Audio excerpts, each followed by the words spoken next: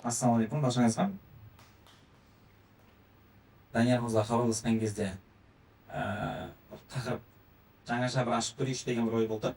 Негізі осы тақырыптың түбінде жатқан мәселе кітап ал осыдан бірнеше жыл бұрын 21-ші жылы ма бір шараға шақырған кезде құрастырылған тақырып еді. Одан кейін белгілі бір деңгейде ұмыт болып, осы соңғы уақытта ғана қайта еске түсіп жүр. Жалпы қазір нарықта жиі естиміз ғой, ментор болу, наставник болу деген сияқты бір ұғымдарды, түсініктерді. Сол жайлы бір тәжірибе алмасып көрсек, ой қозғап көрсек, ментор болу дегеніміз не? Және жалпы бізге ментор болуға ұмтылу керек пе, керек емес пе? Ментор болу үшін не істеу керек, оның бір қандай қиындықтары бар деген сияқты бір диалог болса деп ойлаймын. Мынау көп кісі жазып отыр екен, сол бірге сұрақтарында жазып алсаңыздар болады. Содан кейін жауап беру жағынан белсенді болсаңыздар, Мынандай бір сұрақ көрініп тұр ма сіздерге? Жауап алып жүрді ме?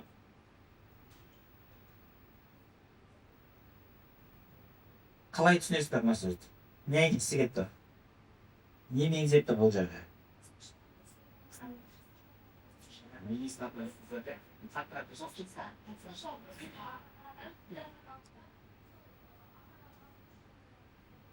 Жастық шағын өзіне арнаған адам.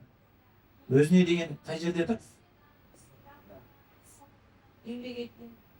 Жастық шағын өзіне арнаған. Мына жерде эгоизм жоқ сияқты. Өзіне арнау деген. Тағы? Жас кезінде қандай тұрған, қартайғанда сеніп тұрған. Ох, әлем. Тағы? Андай хадиспен айтқым келіп тұр мына жерде, өте әдемі осы ситуацияға байланысты хадис бар. Пайғамбар саллаллаху алейхи хадисінде мынандай нәрсе айтады да, қиямет күні дейді, аршының астында болатын, аршының көлеңкесінің астында басқа адамдар қиналып жатқан кезде болатын адамның 7 тобы болады дейді. Сол 7 топтың ішіндегі бір адамның тобы ол жастайынан Алланың жолын зерттеген адамдар дейді да, яғни бұл жерде көп инсайттар алуға болады. Соның біреуі сол аршының көлеңкесінің астында болады, яғни сол жерде басқалар азап шегіп жатқан кезде ләззат алатын адамдар тобы жас кезінен білім алған және сол қиын күні өзінің ләззат сезініп жатқан. Рахмет. Осындай бір цитаталардың ерекшелігі, кез келген адам осыны бір көрген кезде өзінің өткен тәжірибесіне бірдеңені тауып алады. Енді ол бір қызық құбылыстардың бірі, бірақ мына жерде тырысу деген, бізде қазір байқасаңыздар, нарықта, қоғамда тырысу дұрыс емес, істеу керек деген ақыл кеңес айтатын адамдар бар ма? Қаншама жастар ол ақыл кеңеске еріп жүрген адамдар бар. Бірақ мына жерде ерте жастан ұмтылу, қайда ұмтылу, не үшін ұмтылу деген бір күшті сұрақтар бар сияқты. Мына бір сұрақ бар дағы. Ер адамдар қатты көрмес, бірақ сонда да. Не үшін әйел адамның көзі көбірек түсті ажыратылады? Ер адамның көзі онымен салыстырғанда әлсіздеу болып тұрғанда. Әйел адам көп тұрса. Әлдеме тағы көп ізденеді. Әйел адамдар көп ізденеді. Ерлер байқұс жалқау. Эмоцияға жақын. Эмоция көздің көру әсер ете ме? Жоқ, сізден істеп қойса, оларды ажыратып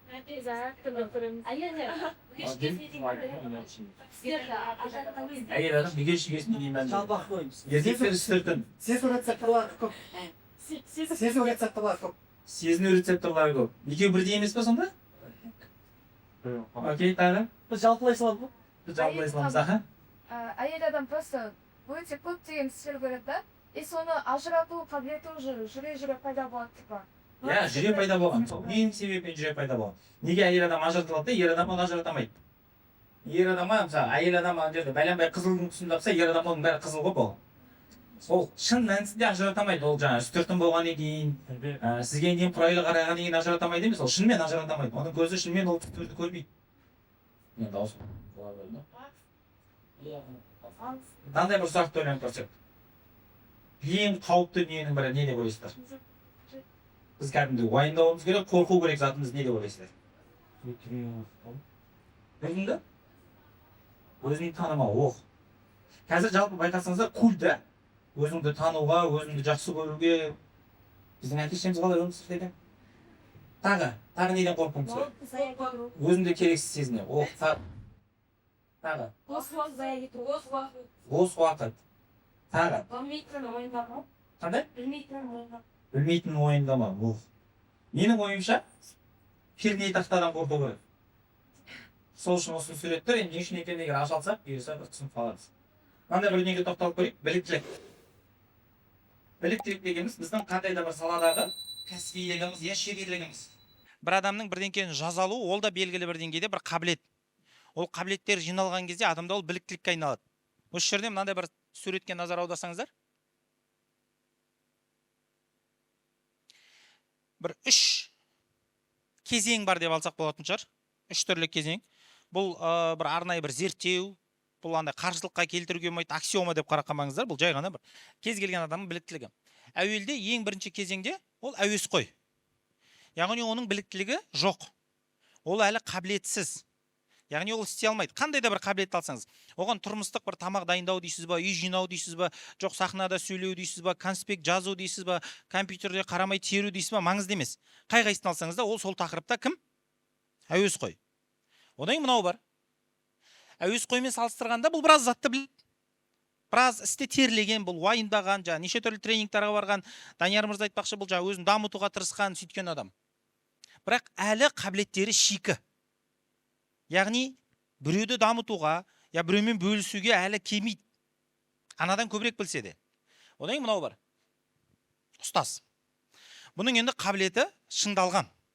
Белгілі бір деңгейге жеткен, өзгелерді дамытуға, бөлісуге былай шыққан кезде пісіп қалған. Жеткізе алдым ғой да? Енді бұл біліктіліктің қалыптасуын бір толыққанды түсіну үшін мынандай бір қызық зерттеу бар. Бұл зерттеуді 2 профессор жасаған, және қызығы осы зерттеулер үшін ең алғаш олар бірінші Шнобель деген сыйлықты алған. Нобель емес, Шнобель, антонимі ғой. Шымандай. Ешкімге пайдасы жоқ, керек емес. Жаңалық ашқан үшін беріледі. Біздің елде берілсе, біразымыз алып қалар ма ек? Сөйтіп, бұл кісілер сол осы зерттеу үшін Шнобельді алған екен. Бірақ кейін қазір өте көптеген университеттер осы зерттеуге сүйенеді. Бізде бұны негізге алуымызға тура келеді. Ол қандай десеңіз, бұл жерде екінші бір күш бар. Біз ескеру керек. Сол кезде бізде кәдімгідей мектептегі XY абсцисс ордината шығады, былай тұрсам көрінетін сияқты сіздерге. Ол не? Яғни бізде мына жақта көлденең біліктілік болатын болса, тікелей ол не дейтін болсақ, бізде тағы бір категория бар, ол сенімділік. Енді мына біліктілігі 3 түрлі адамның сенімділіктері де 3 түрлі ғой. Қызығы, мына кісінікіден бастайық. Әуесқойдың сенімділігі шарықтап тұр. Ол ары кетсе жаңағыдай кез келген тақырыпта бір-екі бет оқыған болуы мүмкін, бірақ енді оның сенімділігі енді андай. Ол айғайлайды. Ол жаңағы әлеуметтік желіде неше түрлі уәде бере алады. Ол сондай бір астыртын ұсыныстар жасай алады. Яғни бұл кісілердің ерекшелігі осы жерде. Қызығы, егер білмеймін, адамзаттың осы уақытқа шейін ашқан ғылымы 100 ғылым деп алатын болсақ, сол 100-нің басым көпшілігінде 99-ында мекен, я 90-ында мекен, біз осы жердеміз. Біз о тақырыпта біліксізбіз, бірақ сенімдіміз да. Бір кісі айтпақша, кез келген адамға заң туралы, медицина туралы, дін туралы сұрасаң, бәрі біліп тұрады дейді оны. Адамды қалай емдемеу керек екендігін, қалай емдеу керек екенін, қашан ораза ұстамау керек екенін біліп тұрады деді. Және оның сенімділігі жаңадай күшті болып тұрады. Бұны не деп атайды дейсіз ғой? Ақмақтықтың шыңы. Бұл жерде бір ерекшелік бар. Бұны кейде соқыр аймақ деп атайды. Мен сол салада біліксіз екенімді де өзім білмеймін. Мен біліксізбін, бірақ біліксіз екенімді де білмеймін. Біздің бір танысымыз шетелге барады, саяхаттап, оқуға. Сол жақтағылар сұрайды, кімсің, несің, қайдансың деп. Ол өз елін таныстырады, жаңағы өзінің елін айтқан кезде қазақтар деп таныстырады. Қазақтар кім? Сендердің қандай бір ерекшеліктерің бар деген кезде, біздің мынандай ұлттық спорт түрлеріміз бар деген сияқты нелерді айтқан көрінеді. Содан кейін көкпар туралы айтқан. Көкпарды білесіздер ме? Ол да сұраған ғой, көкпар деген не ол? Ол айтқан осындай командалық ойын өстіп бөлініп алып ойнайды деген сияқты жаңа. Сол сұраған ғой, көкпардан чемпион кім осы жылға? Сен қай командаға жанкүйерсің? Көкпардың жаңа деген сияқты ішіндегі терең сұрақтарды қойған ғой. Көкпардан биыл чемпион кім? Тура сол сияқты біз өте көп заттың атын білеміз, бірақ қазса ана жігіт түбінде өзімді қазақ емес сезініп кеттім деді ғой. Ананың қойған сұрақтарынан. Өйткені көкпарды мен ойлағандай өзім де білмейді екем. Және енді көкпарды білу мүмкін белгілі бір деңгейде қазір біреудің шамына тиіп кететін шығар, бірақ қазір қажеттілік болмай тұр. Енді қызығы, ол көкпар болсын, мейлі қандай қабілет болсын, ана ақмақтық шыңынан түсетін кез болады. Кітаптың бетін ашатын кезіңіз бе екен, жоқ бір үйренетін, ізденетін кезіңіз. Осы кезде сенімділік не бола бастайды? Сіздің қабілетіңіз артып жатыр. Бірақ сіздің сенімділігіңіз керісінше құлдырайды. Сіз оқыған сайын, әрбір кітаптың бетін ашқан сайын білмейтініңізді біле бастайсыз ғой. Осы кезде енді ойлауы мүмкін, мен сорлы қай бетіммен кезінде айғайлағам. адамдарға қалай кеңес айтқам деп. Осы жерде бір қызық құбылыс бар. Біреу сіздің кеңесіңізді тыңдай бастаса, аузыңызды жаба бастайсыз бірден. Өйткені біреуге кеңес айтудың жауапкершілігі, ол адамның сіздің кеңесіңізден әрекет істеудің салмағын сезінген кезде, енді қызығы, сіздің кеңесіңізді ешкім тыңдамаса, айғайлап айта бересің кеңесіңді. Өзіңе де керек емес, ешкімге керек емес, ол шашылып жатқан кеңес болып кетеді. Бұны не деп атайды? Бұл кезеңді үмітсіздік шұңқыры деп атайды. Негізі дәл осы кезеңде жүрген кезімізде бізге бірден бір көмектесетін екі күш бар дейтін болсақ, соның біреуі кітап, екіншісі ментор ғой. Әдетте біз бірақ олардың керектігін мойындай бермейміз, я түсіне бермейміз, немесе сезіне бермейміз. Енді мұна шәкірт әуесқойдан көбірек біле ма? Көбірек біледі. Бірақ ол тілін тістеп жүреді.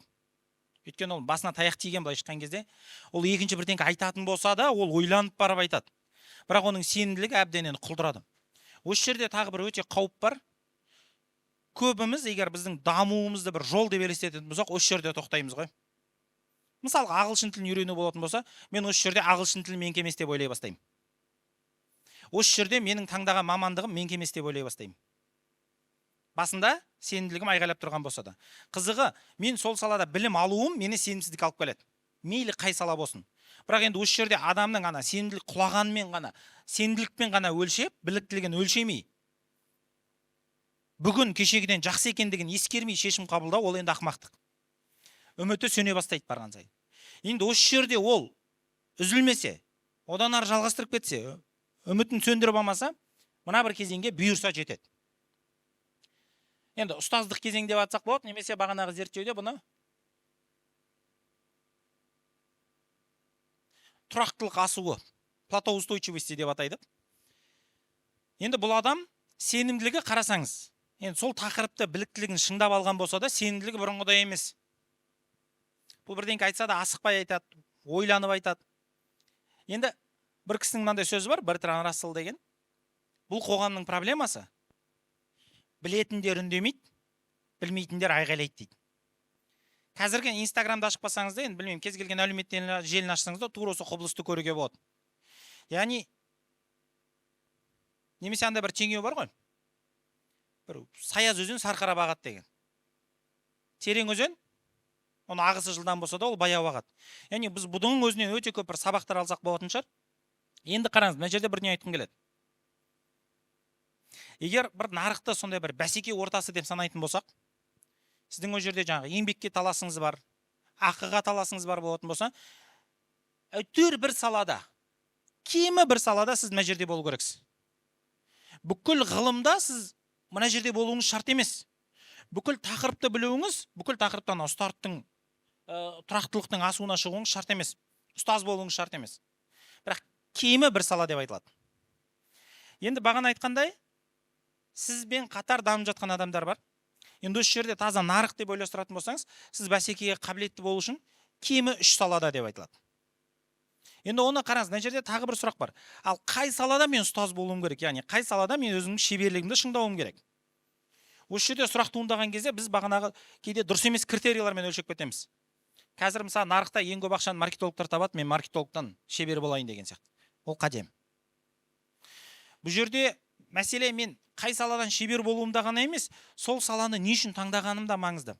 Егер мен бағана айтқандай туып өскен жеріме керек болып тұрсам, мысалға менің ауылымда мұғалім керек болатын болса, сөйтіп мен мұғалімдікті таңдасам, мына кезеңде мен мұғалімдік менікі емес деп ойлануым мүмкін.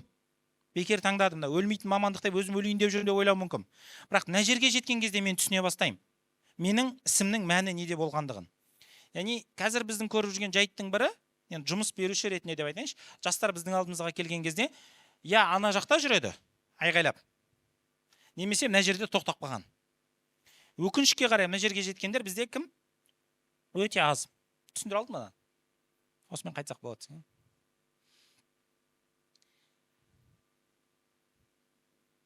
Енді бағанаға бір, бұл тақырыптың түбінде бір ескі тақырыптардың біреуі жатыр дедім ғой, соған бір жылдам жүріп өтсем, мынандай бір түсінік бар, сол кезде біз ашуға тырысқан сауаттылық дегеніміз не? Сауаттылықты әркім әртүрлі ашуға тырысуы мүмкін, бірақ оның белгілі бір деңгей анықтамасы бар. Әр елде әртүрлі өлшенеді. Бір елдерде сіз атыңыз жазалсаңыз сауаттысыз, енді бір елде сіз әліппе танысаңыз сауаттысыз деген сияқты. Бір елде мектеп тәмамдасаңыз, орта білімнің куәлігі болса, сіз сауаттысыз. Бірақ қазір мынандай бір түсінік пайда болды. Функционалдылық сауаттылық. Ол не деген сөз? Оны білесіздер, жаңа ұбт тапсырып жатқандар да, басқалар да математикалық сауаттылық, жаңа оқу сауаттылығы деген сөз сияқты кете береді. Яғни адамның оқып тұрған затын түсінуі, немесе функционалдық сауаттылықты тағы былай түсіндіреді. Мейлі қанша кітап оқысан болсаңыз да, соны сіз пайдалана алуыңыз. Бар білімді пайдалана алу, ол функционалдық сауаттылық. Сіз мысалы мынандай болуы мүмкін, бір адам бір кітап оқыды да, оны өмірін түбегейлі өзгертетіндей, оң өзгеріс беретіндей пайдаланып кетті. А оның қасында 100 кітап оқысаң, бұл эффект болмай қалуы мүмкін. Егер мына зат жұмыс істемесе, функционалдылық сауат деген. Енді осы жерде функционалдық сауаттың да бір ара кетіп көрсек, мынау бір мысал, сол кезде енді, өйткені әлеуметтік желіде өзекті болып тұрды. Мынаны бәріміз оқи аламыз ғой? Мектепке барған бәрі оқи алады бұны. Мағынасы не бұның? Яғни осы ұғым, 4 әріп бізге не айтқысы келіп тұр? Түс жарайды, ең қарапайымы, тағы? Назар аудару, етістік ретінде тағы? Тағы? Біздің белгілі бір деңгейде тамырымыздан, түсініктерімізден ажырап атқандығымыздың бір көрінісі сияқты болса, мысалы қара шаңырақ деген тіркес бар, ол нені білдіреді? Шынымен қара шаңырақты білдіре ма? Черный? Жоқ, нені білдіреді бұл?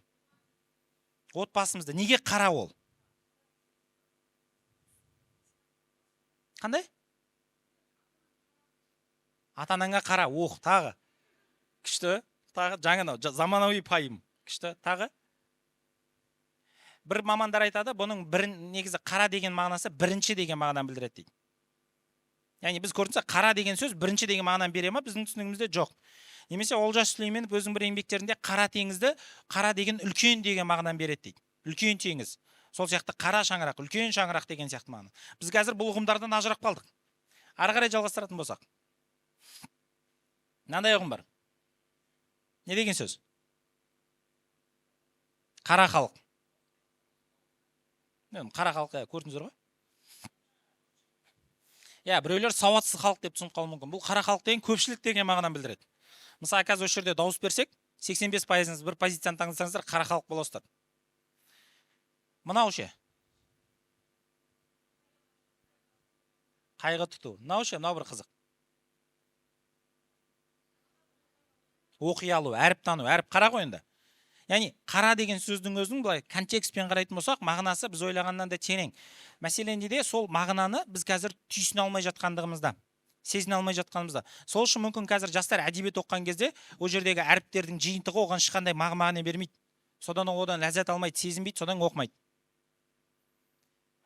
Мынаны оқи аламыз ғой? 4-9% тура солай қарауға болады. Не бұл? 4-9%. Жақсы ма, жаман ба, білмейміз.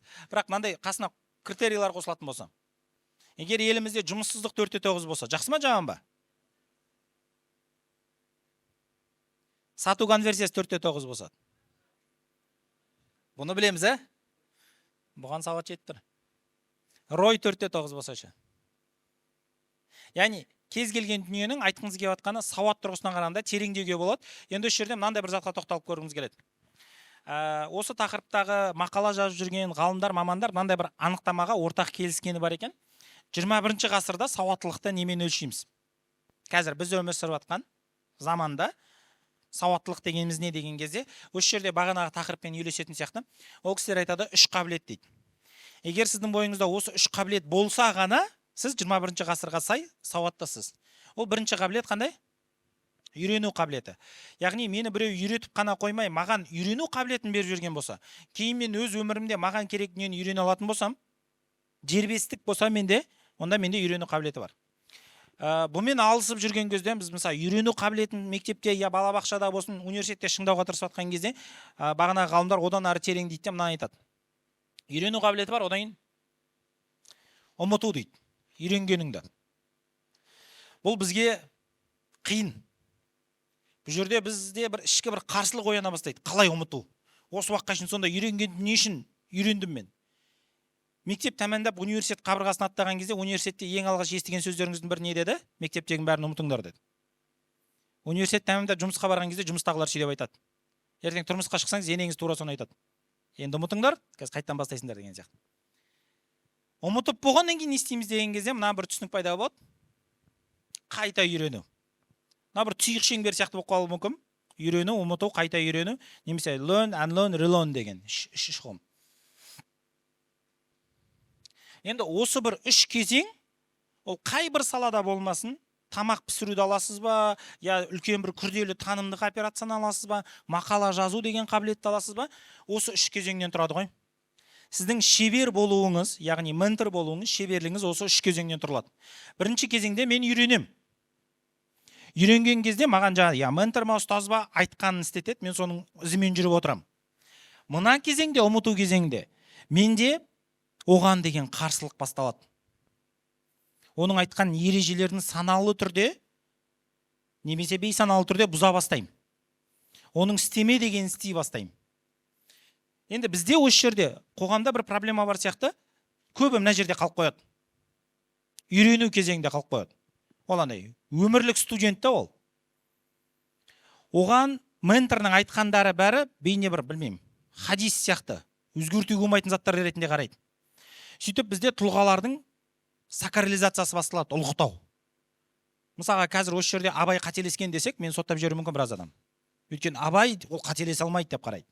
Түсіндіре алдың ба? Немесе кез келген, мен өзімнің бір менторымды осы жерде шығып, ана ментор қателесті десем, біз айтамыз, өзінің құдығына түкірді, ұятсыз екен деп. Бірақ ол шеберліктің маңызды кезеңі екен. Ұмыту, яғни сол бір ережелерге қарсы шығу. Сөйтіп қайта үйрену деген бұрын соңды болмаған жаңа бір өрнек, бір жол қалыптастыру. Осы бір дүниені қызық, Данияр мырза Жапония деп жатыр ғой. Жапонияда мынандай бір тұжырымдама, концепция бар екен.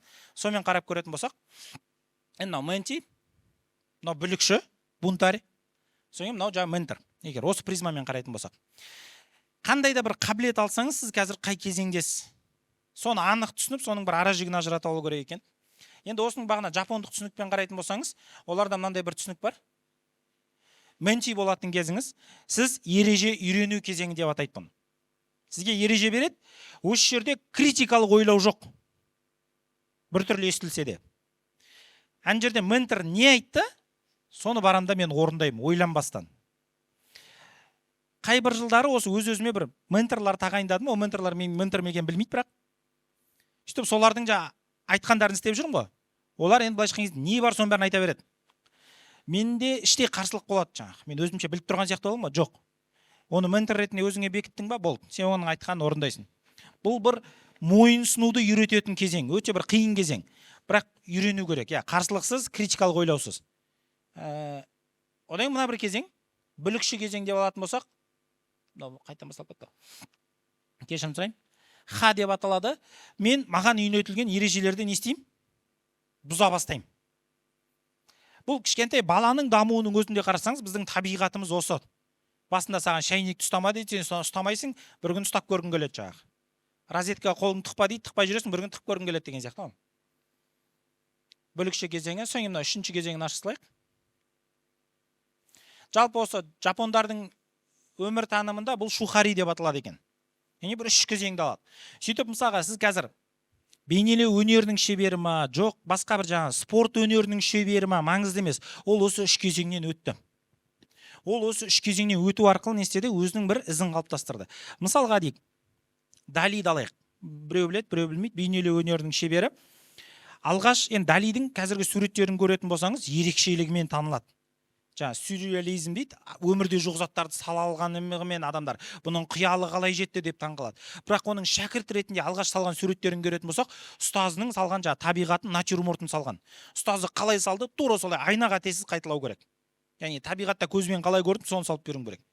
Екінші кезеңде мына жерде сурет салудың бір ережелері бар ғой, соның бәрін бұзып шыққан. Көлеңке былай түспейтін болса, солай түсірген. Былай салуға болмайтын болса, жоқ, ол солай салған. Соның нәтижесінде қазір біз білетін Далидің несі қалыптасты, өзіндік стилі қалыптасты. Енді осы жерде спорттан бір мысал келтірді ғой, Брюс Ли. Қызығы Брюс Ли біздің Димашқа ұқсайды. Басында Қытайда ол бүлікші ретінде танылған. Яғни Қытайдың маршал артист дейді ғой, соғыс өнерлері немесе боевой искусстволар бұны шеттеткен. Не үшін? Өйткені Брюс Ли барлық спорт мектептеріне барып жүріп, олардың бәріне қарсы шыға бастаған. Әрқайсының былай шыққан кезде ұстаздарының ережелерін бұзған. Сол кезде оны айтты, сен не істеп жатсың? Бұлай болмайды. Сен ұстаздың жолымен жүру керексің деп оны шеттетті.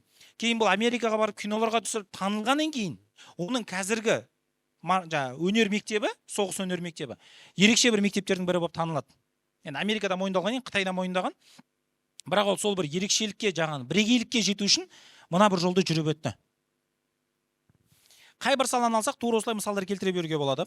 Бірақ бұл жерде айтқымыз келіп тұрғандығы, біздің ең бір қиын кезеңдердің бірі мына кезеңмен жүріп өтуіміз ғой. Бұл жерде қазір мүмкін біз қатты ұлықтап жүрген алашордалықтарды, немесе жалпы 20 ғасырдың кез келген зиялысына біз пікірлеріне қарсы шығуымыз керек болуы мүмкін. Арман Сүлейменов деген жоқ, Асқар Сүлейменов деген кісінің мынандай бір қызық сөзі бар ғой. Қазаққа ескіргенде Абай ескіреді деген. Менің ойымша өте бір күшті ұғымдардың бірі. Бірақ бізде оны ескіртпеу деген бір ұстаным бар да. Олай болмау керек еді ғой. Керісінше біздің осы өз заманымыздың Абайы да, Ахметі де, басқаларда олар шығу үшін біз мына екінші кезеңнен өтуіміз керек. Яғни сіздің жолыңызда қандай да бір ментор кездескен болатын болса, ол ментор қазір андай бір сабырлы болуы мүмкін, жақсы сөйлеуі мүмкін, бірақ ол кезінде бүлікші болған. Ол кезінде бір ережелерді бұзған. Бұл бір батылдықты талап етеді деп ойлаймын. Тіпті мынандай бір түсінік бар, біз мысалы шәкірт деген ұғымның өзін ашатын болсақ, ол өзінің ұстазынан асқан адам. Ұстазынан аспаған адам шәкірт деп атамайды. Және оның ұстаздығының ақысы да шәкіртінің өзінен озуы. Бағана Брюс Лидің мынандай бір қызық сөзі бар. Не үшін бүлікшісіз қарсы шығып атсыз бүкіл мектептерге деген кезде, ол кісі мынандай бір дүниені айтады. Егер дейді, сол мектептің шәкірттерін, үйреніп жүрген үйренушілерін бір бөлмеге қамап қойсаңыз, таңғайшын бірін-бірін өлтіріп қояды дейді. Өйткені анау ананың ұстазының айтқанына келіспей жатыр, анау ананың ұстазының айтқанына келіспей жатыр. Мен ана кісінің айтқан сөзімен шектеліп тұрмын. Бүкіл түсінігім, санам бәрі. Ал егер дейді, сол мектептердің мастерларын, шеберлерін бір бөлмеге қамап қойсаң, таңғайшын екеуі достасып кетеді дейді. Яғни олар шеберлігі орнағаннан кейін, былайша айтқан кезде тұрақтылық асуына жеткеннен кейін, олардың мүмкін түсініктері, мүмкін шешімдері икемдірек келеді. Бұл жерде ананың шәкірттері қырылып, үйренушілері қырылып жүреді ғой бірін-бірімен. Өйткені ол әлі шебер болудың жолын, тереңдігін түсініп тұрған жоқ. Енді мынандай бір түсініктерге тоқталып көрсек,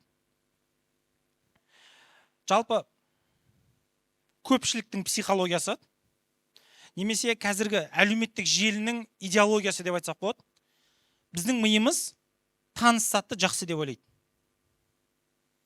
Таныс емес зат автомат түрде жақсы емес ол. Сіз күнде әлеуметтік желіге кіріп, бір блогерға жазылып, оның рилсын, сторисін, постын көре бергеннен сайын ол сізге не бола бастайды? Таныс бола бастайды. Мен оны әке-шешемнен де жиі көріп кеттім. Сәйкесінше ол мен әке-шешемнен де жақсы. Ол да, оның айтқаны да, оның кеңестері де. Біздің осы жерде қателігіміз кейде дұрыс емес адамның еріп кетуіміз. Оның таныс болғаннан оның бәрін айтқанын жақсы деп ойлап қаламыз. Бүкіл маркетинг осыған құралған. Маркетинг касание дейді, олар қайта-қайта сіздің алдыңызға шыға беру арқылы таргетпен, ретаргетпен, немесе бүкіл әлеуметтік контентімен сізге таныс болуға тырысады. Таныс болғаннан кейін оның не айтып жатқаны маңызды емес, ол сізге жақсы болып көріне бастайды. Бұл өте қауіпті түсінік. Енді осы жерде біз дұрыс зат айтса да, сізден таныс емес болған үшін бір заттарды біз не істейміз? Керек емес дейміз ғой, шеттете бастаймыз. Бұл жерде бағанағы бүлікші болатын адам кім? Таныс емес затты істей алатын адам. Мына заттың өзін қараңыздар. Тұрмысқа шыққан болса, немесе үйленген жігіттер болса, мен ең жақсысын алдым деп ойлап жүрген болуы мүмкін. Ол ең жақсысын алған жоқ. Ол ең танысын алды. Сол үшін қазақтар не дейді? Келін енесінің топырағынан. Ол анасының қандай да бір сипаттарын көрді де, о, ең жақсысы осы екен деді. Ең жақсысы емес ол. Тура сол сияқты қыз бала тұрмысқа шыққанда ең жақсысына шықтым деп ойлады. Жоқ, ең танысына шықты. Яғни кімнің сипаты, бір әрекеті таныс болды, мүмкін оның боқтығы таныс болса, ол ең жақсысы осы деп ойлайды. Күшті ғой, өзінің сезімін ашық көрсетеді деп ше. Яғни біз қателеспеуіміз керек, таныс заттың бәрі жақсы емес. Осы жерде осы түсінікті біз орната алсақ қана, біз бағанағы бүлікшілік кезеңге жақсы мағынасында өте алатын боламыз. Яғни біз шеберлікке жақындаймыз бір қадам болсын. Не үшін ең қауіпті зат пернетақта дедім. Мына layout дейді ағылшын тілінде, немесе орысша раскладка дейміз. Клавиатуралардың раскладкасы бар. Бәріміз қолданып жүрген, телефоныңызда болсын, компьютерда болсын, раскладкасы қандай? QWERTY деп аталады. Неге QWERTY деп аталады? Ана бірінші тұрған әріптерінен. Бізге мына клавиатура, мына пернетақта таныс. Содан да біз ойлаймыз, бұл ең жақсысы деп. Қызығы, бұл пернетақтаны, осы әріптердің осылай орналасуын арнайы мамандар ойлап тапқан. Қандай мақсатпен ойлап тапқан?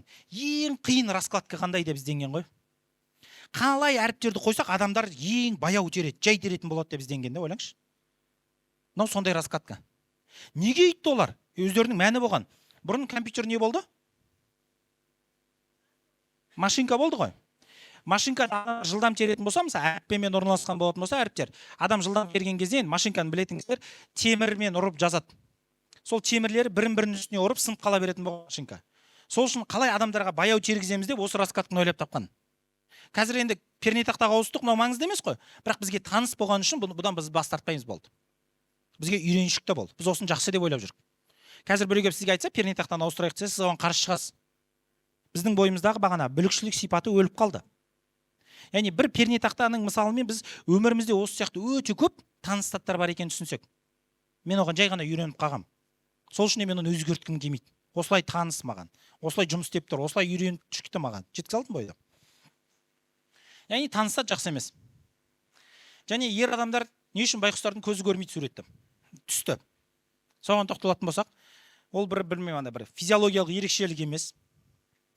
Африканың бір тайпасынан, төмен жағында зерттеумен қарап көрсеңіздер болады, бір зерттеу жасалған. Елестетіңіздер, сол Африка тайпасының өкілдерісіз. Мен сіздерді жинадым да 12 түс көрсеттім. 12 түстің біреуі ерекше дедім. Ерекшесін тауып бергіш дедім. Таба аласыздар ма? Сіздер қазақ болғаннан кейін тауып тұрсыздар ананы. Егер сол тайпаның өкілі болсаңыздар, таппайтын едіңіздер. Дальтоник, яғни түсті ажыратамайтын адамның өзі бұны таба алады. Біреуі өзгеше екендігі көрініп тұр. Бірақ бағанағы тайпа таба алмайды. Неге? Не үшін таныс емес оларға? Қалай? Африкада далада өмір сүріп жатқан адамда көк түс қалай аз болады? Аспанның бәрі көкпеңбек.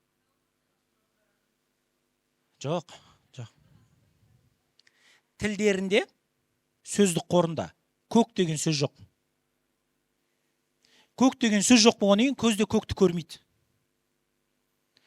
Енді қараңыз, қазір біздің тұлғалық дамуымызда, жалпы санамызда көк деген тағы бір жаңа түсініктер жоқ.